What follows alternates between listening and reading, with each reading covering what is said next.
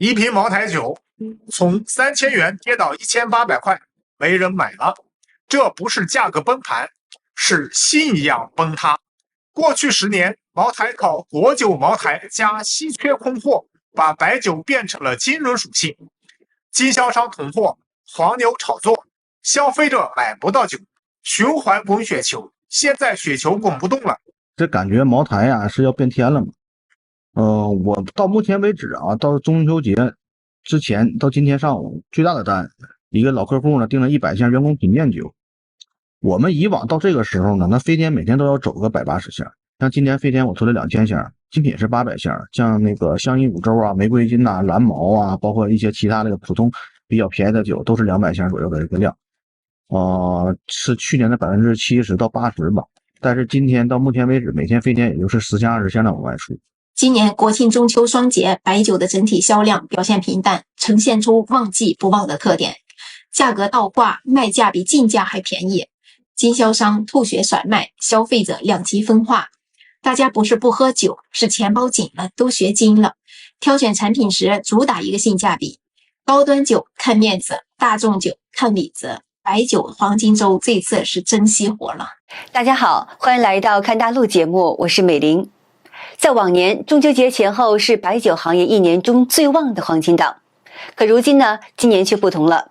一个在茅台经销体系里摸爬滚打多年的代理商感叹道：每年到中秋这个时候呢，就是茅台，我在视频里就开始了，早点买，你到时候不好买，涨价，这是个事实。原来你中秋到临近中秋那几天，你都不要问价，你就问有没有货。春节也是这个样，现在你让我不说这个话了。尤其今年这个中秋和国庆在一块儿，我觉得可能，这个采购季在中秋来的前10天就结束了，都放假回家了。所以呢，今年中秋会是近10年来我认为最惨淡的一年。别着急，你可能也确实不急，因为你也不想送，或者说你根本今年就没打谱送。你想想，这种需求已经萎缩到这个程度了。而这已经不是个别现象，多个一线城市的经销商都在抱怨，今年是10年来最惨的中秋。往年到了节前，你根本就不用问价，只有要问有没有货。今年却是不同，仓库里库存堆成了山，经销商反倒求着客户来消化库存。这个茅台的行情啊，已经跌到今年这么惨的一个地步了，是不是还有人觉得茅台还会回归到2020年、2021年那种疯狂的那个城市呢？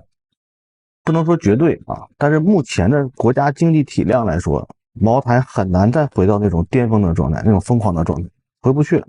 就说到如今飞天已经跌到1800以内的这个城市啊，我还有很多的那种顾客朋友处得很好，他们还在就是囤着自己手里边当年买的这些什么铁盖啊，这种个性化这种特殊类的，还在留着，还在妄想着说这个茅台还会回到像当年那种就是今天8000明天就16000那个疯狂的地步，他们还憧憬着茅台会回到巅峰的那个场景。这位茅台销售说呢，那个时候是客户求着经销商买茅台，求着要某一款某一批货。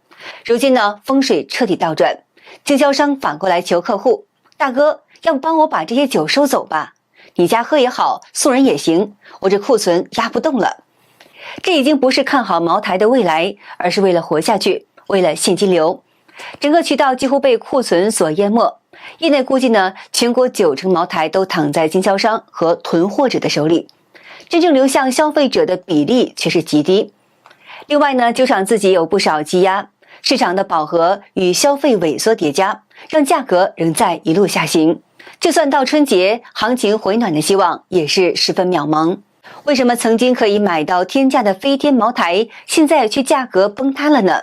其中原因有很多。第一个就是社交的属性减弱，飞天出现最多的场所是什么？都是一些高端商务酒局，但现在经济波动，原先喝飞天的局，现在喝点青花佬就差不多了。加上禁酒令等政策一出手，所以需求量一下就减少了，价格呢也会下跌。第二个就是因为它的金融属性降低了，飞天的价格之所以那么高，很大一部分原因就是大家都想从它来升值。现在飞天一天突破一个底线，谁还敢存下去？第三个原因就是市场的存量太大，以前买飞天的那些人都存着不开屏，现在看价格低了都想出手，所以价格一个比一个卷。也就是说呢，茅台投资的属性正在松动，价格持续下跌。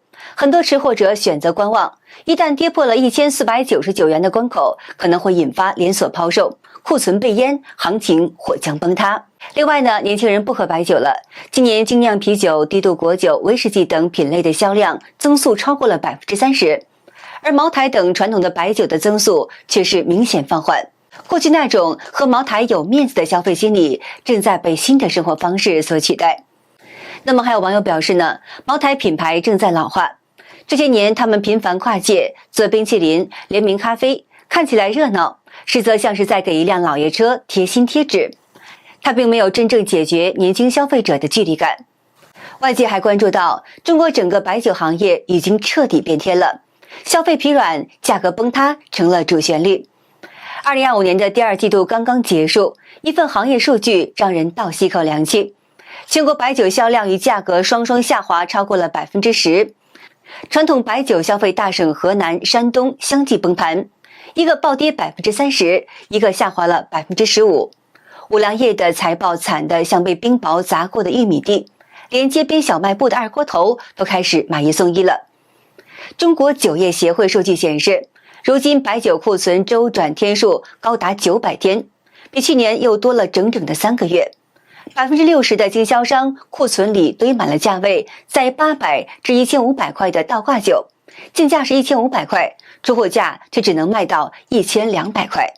白酒的整个的产能大概下降了1/3，整个销量也下降了50%。难道中国人就不喝白酒了吗？那啤酒也没人喝了，啤酒销量也是下降的。红酒更不用说，那个进口红酒商基本上一半都关闭了。国产红酒去年整个国产红酒行业利润只有2个亿。就不赚钱，大面积亏损。中秋节已经过去了，那么中秋期间的白酒销量情况如何呢？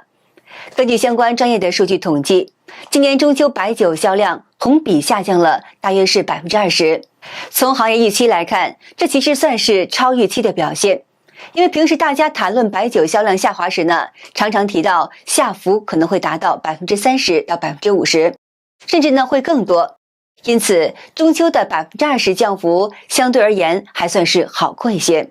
当然，也有些人认为这一数字过于乐观，实际下降可能会接近40%。但是呢，无论如何，中秋已经过去了，接下来的市场走势仍然令人担忧。中秋节历来被视为是白酒销量的重要风向标，如果这个节点销量已经下降了，那么从现在到年底，整体市场情况大概率并不乐观。尤其是进入了10月份，行业进入了最后一个季度，不仅要面对厂家的回款压力，大量现金流需要变现，市场运作空间有限。所以有的人是分析茅台的价格还要继续下跌，而且我们看了过了中秋以后，白酒的价格大面积的下跌的状态，销售不好，酒的销量利润比较低，那么没有销售更低的情况下，我们不用讲利润的事情。这个白酒的专业的从业者，我还是那句话，很难这种找机遇，你可以看看其他的赛道。业内人士也指出，如今做酒水已经不是一个好生意了。数据显示，过去7年，中国白酒产量和销量持续下滑，没有一年出现正增长。这个行业表面上看依然是热闹，但是实际上正处于高位下坠的状态。因此呢，它的忠告很明确，能不入局就别入局。因为我们现在的大小酒厂啊，现在他们就很难，为啥很难呢？因为他们是重资产，他们一睁眼费用就是几十甚至几百万，好吧？所以他们必须要有订单，没有订单没有产能，他们公司只要开门一天，那就要亏一天。然后有些个别小厂为了让自己生存下来，甚至价格的倒挂了，包括一些酒类的经销商更是这样。你这几年做酒确实也挣了一点钱，但你挣的钱都在哪？都在酒里放着。然后现在你库存积压越来越多，客户越来越少，费用越来越高，利润越来越薄，所以你做经销商呢现在也很难受。为什么呢？你做经销商，上面厂家也压你，对吧？要求你进货，要求你完成目标。那么为什么现在白酒产量销量都在大幅下滑呢？